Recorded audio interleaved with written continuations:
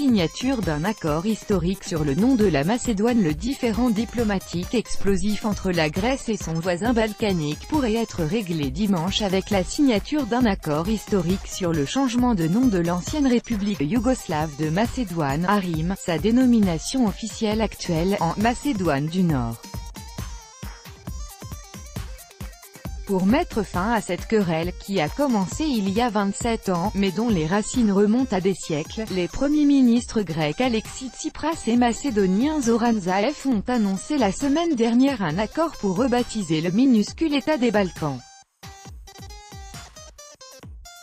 Leurs ministres des Affaires étrangères, Nikos Kotsia et Nikola Dimitrov, ont rendez-vous dimanche sur les rives du lac frontalier de Prespa pour signer officiellement cet accord historique, fruit de mois de marchandage diplomatique. Tsipras et Zaev, ainsi que des représentants des Nations Unies et de l'Union européenne, qui se sont félicités de cette initiative, se joindront à eux. Macédoine Copyright AFP, Kuntian. Les délégations signeront le texte du côté grec de la frontière avant de passer côté macédonien pour le déjeuner, a indiqué Athènes. Depuis 1991, Athènes s'oppose à ce que son voisin s'appelle la Macédoine parce qu'elle a sa propre province septentrionale du même nom, qui fut le berceau de l'empire d'Alexandre le Grand, une source de fierté pour les Grecs d'aujourd'hui. Les deux jeunes premiers ministres ont dû faire face à de vives réactions dans leur pays pour faire avancer la négociation. Alexis Tsipras a été accusé de trahison par les partisans grecs de la ligne durée, samedi, à surmonter une motion de censure contre son gouvernement destinée à bloquer l'accord avec Skopje.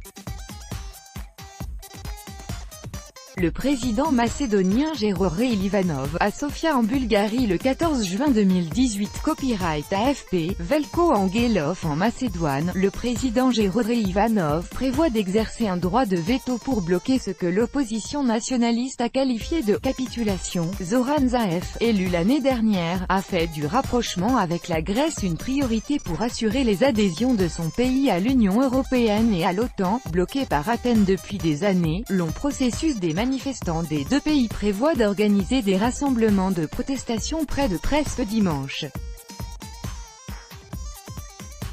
L'accord doit encore être approuvé par le Parlement macédonien et acté par référendum.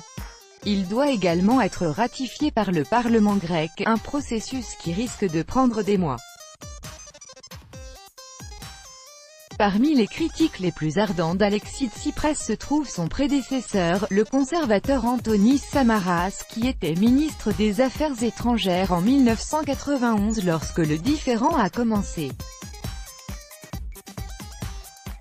Une manifestation à Athènes le 16 juin 2018 contre l'accord annoncé entre la Grèce et la Macédoine sur le nom du pays. Copyright AFP, Angelos TZORTZDNIS. Vous avez reconnu une aberration qui ne stabilisera pas la zone, elle la minera, a déclaré monsieur Samaras samedi. Vous êtes en train de légaliser l'irrédentisme macédonien, a-t-il dit. Les opposants à l'accord, qui reconnaît une langue et une nationalité macédonienne, estiment quasi certain que le pays sera appelé Macédoine par le monde entier, au lieu de Macédoine du Nord. Les responsables d'Athènes insistent sur le fait que le processus contribuera à stabiliser la région des Balkans, ce qui permettra à la Grèce de se concentrer sur d'autres défis régionaux, notamment sur la Turquie et la question chypriote. Il note également que la Grèce a déjà été critiquée par la Cour internationale de justice pour avoir bloqué l'adhésion de la Macédoine à l'OTAN.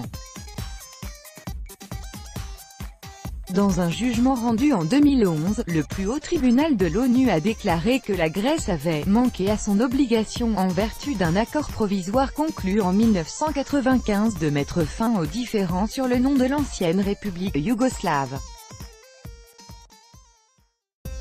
La Macédoine a été admise aux Nations Unies en 1993 sous le nom provisoire d'ARIM, mais plus de 120 pays, dont la Russie et les États-Unis, ont reconnu le pays des Balkans sous le nom de « République de Macédoine ». Skopje espère obtenir une date pour commencer les pourparlers d'adhésion à l'UE lors d'un sommet européen fin juin et une invitation à rejoindre l'OTAN à la mi-juillet. Tout droit de reproduction et de représentation réservé, copyright 2018, Agence France Presse.